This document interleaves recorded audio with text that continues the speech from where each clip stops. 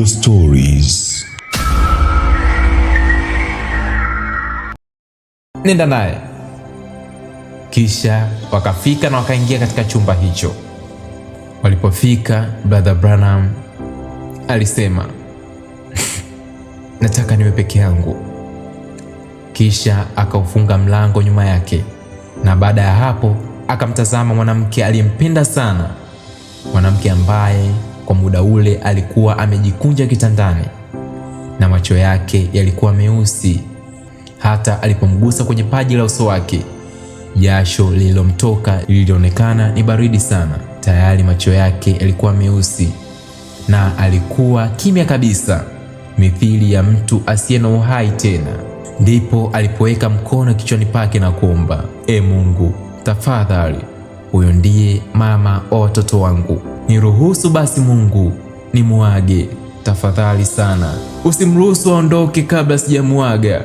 Ikiwa kuna msamaha katika moyo wako mkuu, tafadhali niruhusu nimuage.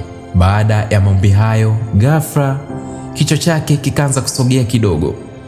Akasogea karibu zaidi huku akimtazama. Sauti dhaifu sana ilisikika kutoka kwa mkewe. Kwa nini umeniita? Akamwambia huku akilia. Kwa nini mpenzi? Huendi mpenzi, hufi. Mkewe akamwambia, ndiyo ninaenda Bill. Hata hivyo sina wasiwasi Bill, ninachochukia ni kuacha wewe na watoto. Mkewe akaendelea, sasa Bill, hivi unajua kosa tulilolifanya? Brother Branham akamjibu, hakika mpenzi, ninajua kosa tulilolifanya. Kisha mkewe akamwambia, nataka nikuambie kitu mpenzi, hivi sasa naondoka, na hakika ni jambo la utukufu sana kuondoka, kwani muda si mrefu nilikuwa njiani na kila upande wangu kulikuwa na mtu. Malaika weupe walikuwa wakiniongoza huku nikipita kwenye njia nyeupe kuelekea nyumbani kwangu, lakini niliweza kusikia ukiniita mbali huko nyuma ya barabara.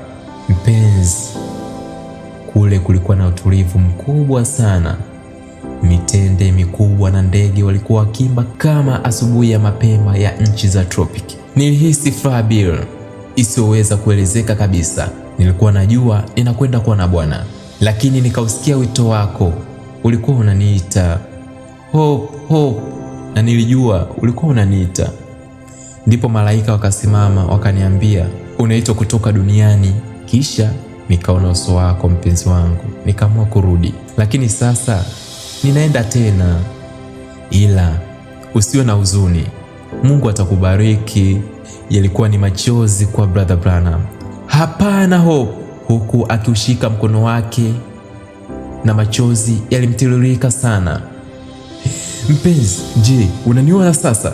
Mkewe akamjibu, ndiyo Bill, ninakuona, ila usiwe na wasiwasi juu yangu, maana ninakaa kwenye mikono ya Yesu. Sasa hivi niko salama.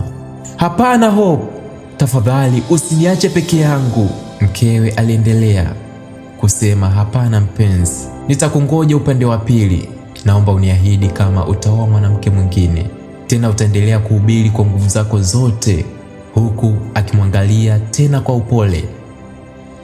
Hatimaye ilikuwa ni jioni tulivu ya Julai 22 ya mwaka 1937, siku ambayo macho ya mwanamke aliyeishi naye kwa takriban miezi 37 yalipungua nguvu pole pole, na mwisho alihisi mkono wake ukimlegea. Kisha akavuta pumzi ya mwisho, huyo akaondoka, huku Brother Branham akilia kwa machozi mbele za Mungu. Mwishowe hakuwa na la kufanya. Alimbusu mkewe kwenye paji la uso wake na kumwambia, umeenda nyumbani mpenzi, utulie mikononi mwa Yesu hadi siku nitakapokuona tena. Kisha aliinuka taratibu, akafungua mlango, akatoka nje, na aliinua kichwa chake akatazama juu angani, huku akisema, Yesu, nitaendelea kukutumikia hata kama dunia imenipiga pigo hili. Maumivu hayakuishia hapo, kwani hata aliporudi nyumbani kwake hakuweza kupata usingizi kabisa. Muda wote kwa maumivu na machozi alikuwa akimtafakari mkewe ambaye mwili wake ulikuwa mochwari muda huu. Ghafla alisikia mlango ukigongwa. Alipoenda kufungua, kuna mtu akamwambia, "Nina habari mbaya kukuambia." Brother Branham, huku akidhani ni habari za mkewe, alimjibu, "Nilikuwa pale alipokufa, hata usijali, ninajua." Akasema, "Si hilo tu, mtoto wako naye anakufa sasa." "Unasemaje? Haiwezekani." Mtu yule akaendelea kumwambia, "Ndiyo, Daktari Adar amesema usiache, uje hospitalini."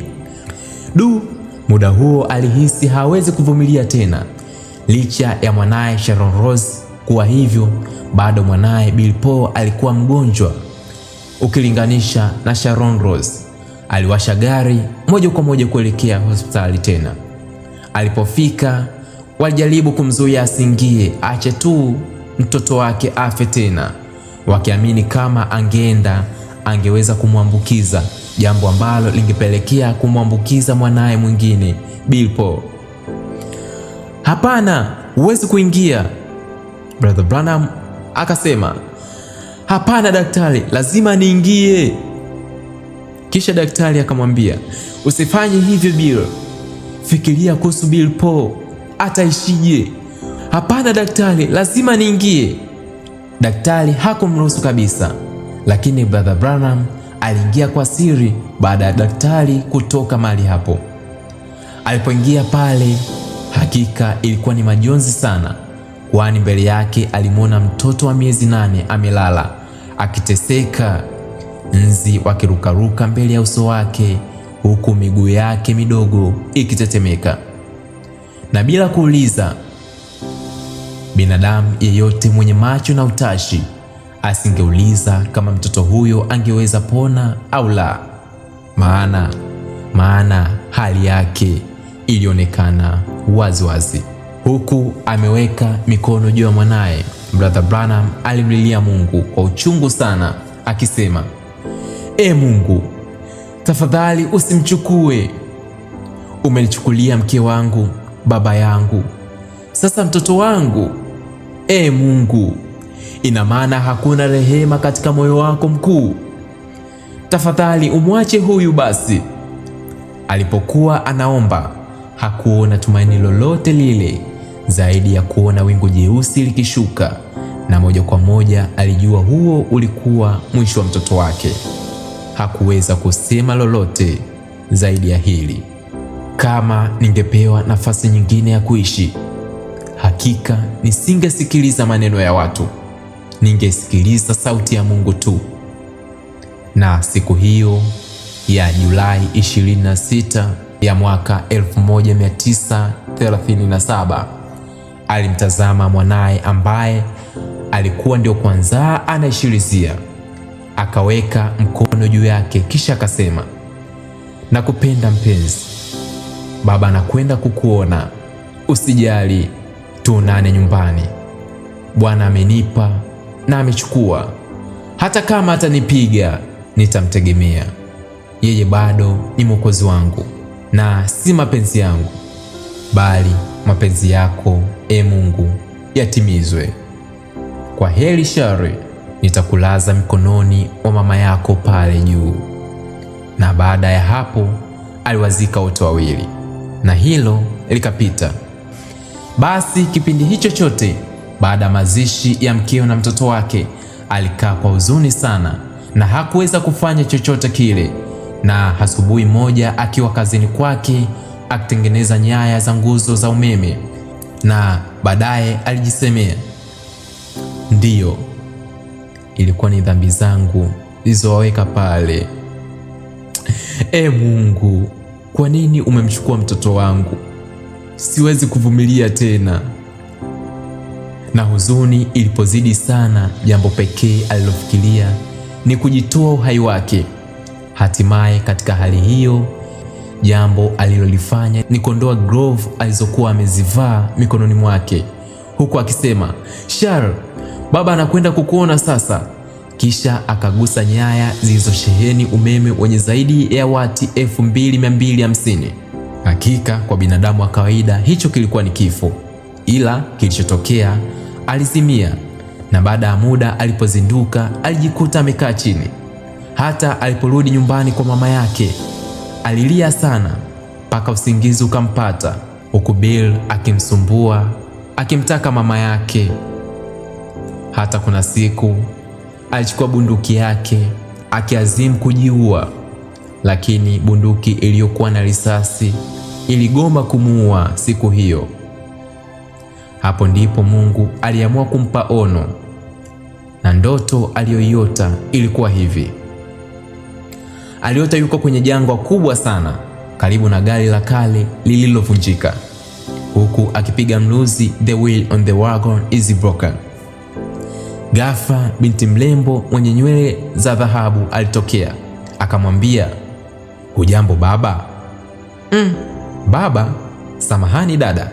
Binti huyo akamwambia, "Usinikatae, mimi ni Sharon wako mdogo," huku akimwonyesha nyumba kubwa ya utukufu. Akamwambia, "Mama anakusubiri pale." Kwa haraka Brother Branham akakimbia, na alipoingia alimwona Hope kipenzi chake akiwa na vazi jeupe. Kisha akamwambia, "Bill, tafadhali usio na wasiwasi tena. Sharon na mimi tuko mahali bora zaidi. Ahidi kwamba hutajisumbua tena." Hakika siku hiyo Brother Branham alipata ujasiri mkubwa sana, kwani vitu vyote alivyovipenda sana na vilivyompenda sana aliviona, kiasi kwamba aliahidi kuwa hatahuzunika tena. Ndipo hata baada ya kurudi kwenye fahamu zake alikuwa na furaha zaidi ukilinganisha na hapo mwanzo. Ndipo baada ya kitambo kidogo aliamua kumwoa Meda, binti ambaye ilikuwa ni chaguo la mkewe, na siku hiyo alitimiza ahadi ya mkewe wa kwanza, Hope. Basi maisha yaliendelea, huku akieneza Injili kwa nguvu zake zote kwa kadri alivyoweza. Hakika ni mengi sana aliyoyapitia, na maisha yake yalikuwa na milima, mabonde, furaha, huzuni. Kiufupi, Mungu aliwabariki wakapata watoto watatu. Alikuwa ni Sara, Rebeka, Yosefu, wakiwa na kaka yao mkubwa Bill Paul. Na ilipofika Disemba 24 ya mwaka 1965, Brother Branham akiwa na miaka 56, shujaa huyu alimaliza kazi ya Bwana, na siku hiyo alienda nyumbani kupumzika. Na hii ni baada ya kuhubiri jumbe nyingi sana, zikihitimishwa na ujumbe wa ushirika. Ndugu na dada, hii dunia si makao yetu ya kudumu. Sisi ni wasafiri tu, tunapita. Siku moja kila kifo, maumivu na huzuni vitakoma. Tutakutana tena na wapendwa wetu waliotutangulia. Kwa hiyo rafiki yangu, usikose nafasi hii. Usiache siku zipite bila kumpokea Mwokozi katika moyo wako. Usisubiri mpaka uchelewe. Weka mambo yako sawa na Mungu sasa, kwa maana hatujui ni lini tutaitwa nyumbani. Naamini tutaonana tena, si katika dunia hii ya huzuni, bali kule katika nchi isiyo na mwisho, penye nuru ya utukufu wa Mungu. Huko hakuna usiku, hakuna machozi, hakuna huzuni. Kutakuwa na amani, furaha na upendo milele yote. Mungu awabariki nyote. Amina.